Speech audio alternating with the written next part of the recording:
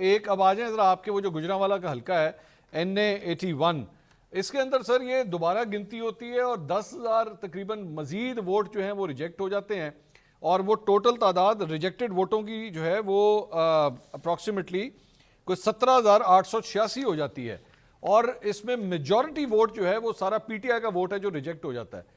تو اس counting process کے اوپر بھی مطلب لوگ سوال اٹھا رہے ہیں کہ یہ کس طرح پاسبل ہے کہ 10,000 ووٹ جو ہے وہ ایک ہی امیدوار کا ریجیکٹ ہو جائے؟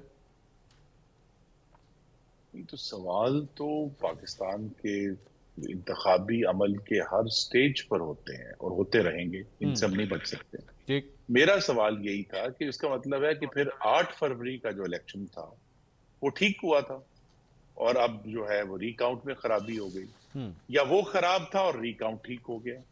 اب دونوں جماعتیں، جو لوگ 8 فروری کو جیتے تھے اس حلقے میں، وہی لوگ کہتے تھے جی وہ تو الیکشن ہی بڑا خراب تھا، اب وہ کہہ رہے نہیں وہ ٹھیک تھا، یہ والا ری کاؤنٹ غلط ہوا ہے۔ تو اسی لیے ضروری یہی ہے کہ بجائے یہ کہ پورے پروسیسز کو آپ کہیں، خود آپ کے اپنا جو بیہیویئر ہے وہ حقائق اس کو کاؤنٹر کر رہے ہیں کہ جب ری کاؤنٹ ہوا، اب ری کاؤنٹ میں میری استدعا ہے، اور پھر یہاں بڑے چونکہ قانون دان موجود ہیں، ری کاؤنٹ تو سب کینڈیڈیٹس کی یا ان کی ایجنٹس کی موجودگی میں ہوتا ہے، ان کے سامنے ایک ایک ووٹ کھلا جاتا ہے۔ یہ نہیں ہوتا کہ جی یہ میں نے میرے ہاتھ میں ووٹ آیا مخالف کا اور میں نے وہیں اس کو خراب کر کے کہا جی یہ تو ریجیکٹڈ ہے۔ سب کی موجودگی میں ایویڈنس کے ساتھ وہاں لوگ موجود ہوتے ہیں۔ تو اگر وہ ایک جو 8 فروری کا خراب الیکشن تھا یا اس حلقے میں جو خرابی تھی، وہ اب اللہ کے کرم سے درست ہو گئی۔ اچھا یہ خرم صاحب، ویسے یہ جو بلال اعجاز صاحب ہیں جو پاکستان تحریک انصاف سے یا سنی اتحاد کونسل سے مطلب جو ان کے امیدوار تھے، وہ اس وقت سینٹ میں ووٹ ڈال رہے تھے جب یہ پیچھے کاؤنٹنگ ہوئی ہے، وہ وہاں پہ موجود نہیں تھے؟ نہیں، لیکن ان کا امیدوار، ان کے جو کینڈیڈیٹ، ان کے یا اس کے ایجنٹ کی موجودگی کے بغیر یہ کاؤنٹنگ نہیں ہو سکتی۔ کاؤنٹنگ ڈیلے کی جاتی ہے جب تک سارے امیدواروں کے جو نمائندے ہیں یا خود وہاں موجود نہ ہوں۔ تو ویسے خرم صاحب آپ بھی ارادہ رکھتے ہیں اپنے رزلٹ کو چیلنج کرنے کا؟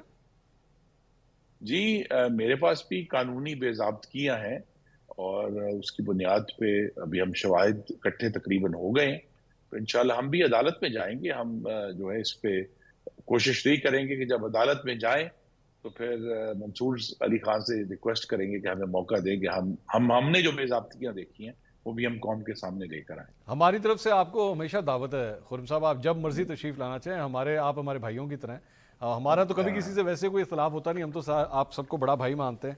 آپ میں سے جب بھی کوئی بھی جماعت آنا چاہے ہمارے لیے ہم حاضر ہیں۔ کسی کو چھوٹا بھائی بھی بنا لیں یار۔ نہیں، میں بہت چھوٹا ہوں، میں بہت چھوٹا ہوں، خاص طور پہ آپ دونوں سے تو چھوٹا ہوں۔ میرے لیے آنر کی بات ہے کہ میرے بڑے بھائی جو ہیں میرے پروگرام میں تشریف لاتے ہیں، میرے لیے بہت آنر کی بات ہے۔